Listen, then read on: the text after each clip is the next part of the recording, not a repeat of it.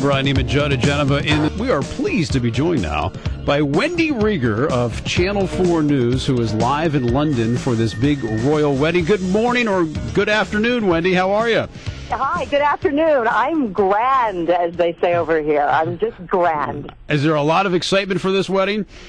Yeah, there really is. It's been so fun to be here just the past couple of days. The city has never been more beautiful. I've been to London about a half dozen times, and it is just amazing. The weather was really warm and sunny, and there aren't a lot of police out or anything like that you'd expect. It's just been like floating for the past couple of days. It's really a great place to be. The vibe is very good. They have the temperatures in the 70s and sunshine in London in April. That's unheard of, isn't it? It's the warmest it's been in April in 100 years. But I got to tell you, a cold front went through last night, and we have been filing for the 11 o'clock show, so we had to get on the platform at Trafalgar Square at 2 o'clock this morning. So we were filing from 2 o'clock, from 4 o'clock until 7.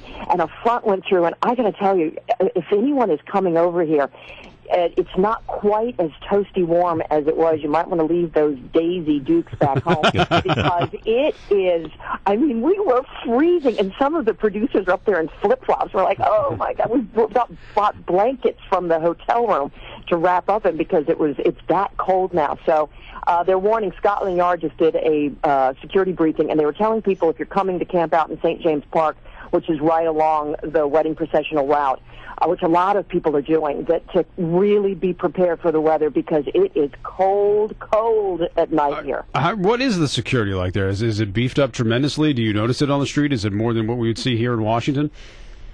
It's not quite visible. It's not overt yet. It's covert. I mean, the terrorism task forces are really working behind the scenes. But I got to tell you, other than seeing the occasional Bobby on a horse kind of, clopping through, you don't see it. And I think that's going to change because they're going to have 5,000 police officers at least along the route come Thursday, Friday.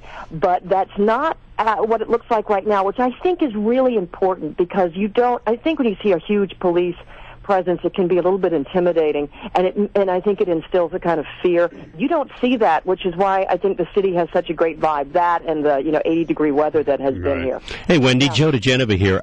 In your security briefing, did they mention anything about the real IRA, which I understand from my sources is their greatest fear right now? Well, actually, they did not mention them. What they mentioned is a Muslim group that had applied for a protest, and apparently they can't outright ban them. So what they did is impose so many restrictions on them that they can't do it. And then one other group that they would not name has applied for to conduct some kind of protest. They wouldn't name that group, but they've, again, made it so restrictive that they can't do it. The other thing they said is if there are any anti-monarchy banners that suddenly go up, they will decide on a case-by-case basis based on the crowd. If the crowd finds that banner offensive, they will take it down. I thought that was kind of interesting. So what's the plan for the people in the city? I mean, they have a big screen TV anywhere, or do people just going to watch it on television? Where exactly will people gather to watch this, and how big of a crowd are they expecting? Well, they're expecting 600 to 650,000 people. They are, I think most people who live in London are in Portugal right now because of the 11-day weekend. Everyone got out of town, so it's mostly foreigners who are here. At least that's what the Londoners, because they love to have royal wedding ennui. They just, it's like, oh, darling, I can't be bothered with the royal wedding. Right. At least that's what they say. Right. But, we'll see. But there's going to be a huge jumbotron at Trafalgar Square and another one at Hyde Park, and then another one at another park just up the road, sort of closer to the outskirts of London, which is actually a campsite park. So there'll be plenty of places for people to gather. But I think a lot of people who are coming in from out of town, they want to see them. They want to see them go by in that horse-drawn carriage after they're married and hopefully get the kiss on the balcony. So most people are going to, I think, weather the night and the 24 hours to camp outside. We're not seeing that yet, but I think a lot of people are going to do that so that they can even just get a glimpse of them as they go by. And for those people in Washington who are flying over, they are going to close St. James Park around 3 o'clock on Thursday afternoon just for crowd control and for security. So you got to get in and figure out where you're going to go to the bathroom. That's what I want to know. There you go. That's the tip. Big Gatorade bottles. That's what I recommend. Wendy Rieger, we're talking with her from Channel 4 News, who's live in London for the royal wedding. All right, here's a question I have for you. I don't know if you can answer that. Why are they having the wedding on a Friday? I mean, I know it's tradition maybe in America to have it on Saturday, but why Friday? You know, I dated an Irish guy for a few years, and his relatives all got married on Fridays. I think it's because, this was what it was in Ireland. Okay. That way they had 2 extra days, 2 full days of partying. You partied Friday, you partied Saturday, you partied Sunday. But that was an Irish thing. Yeah, okay. So when I thought the same thing, I thought, well, it's the islands are close. Probably that's what they do here. So doesn't the royalty get to party whenever they want? Yeah, they can pretty much do whatever they want. Well, hold on. I think the young do. I don't know if the Queen, I think, looks like she needs a party. You never went through it with the wedding with that Irish guy then, I guess, huh? No. He's an ex. He's an ex. All right, here's the other question I have. Where are they going to honeymoon? I heard it was Canada. Is that true? Why Canada if it is?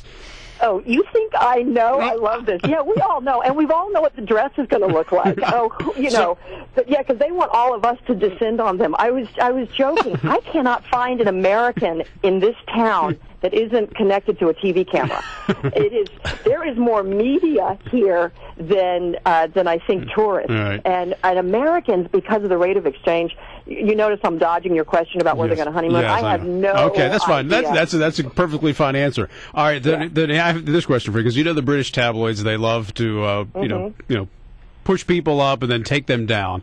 How are they with Kate now? Do they love her, or are they starting to go after her? Well, they still love her. Okay. I think because she's so refreshingly different. She was out last week buying panties at just up the street at her little shopping. She was out buying panties, and I thought, you don't have someone that can go get those for you? Right. Because they had them in the either the Mirror or the Sun. They had her walking down the street, and people didn't even realize it was her. She had a small security detail with her. But then people were like, oh, my Lord, there's Kate Middleton right there. And she apparently, according to the tabs, went into this one store, and they got quotes from and brought all this lingerie, if you will, and then they had pictures of the panties, of course, in the Sun. No, really? And they even had someone modeling them. So I think they like the fact that she and Prince William are so normal.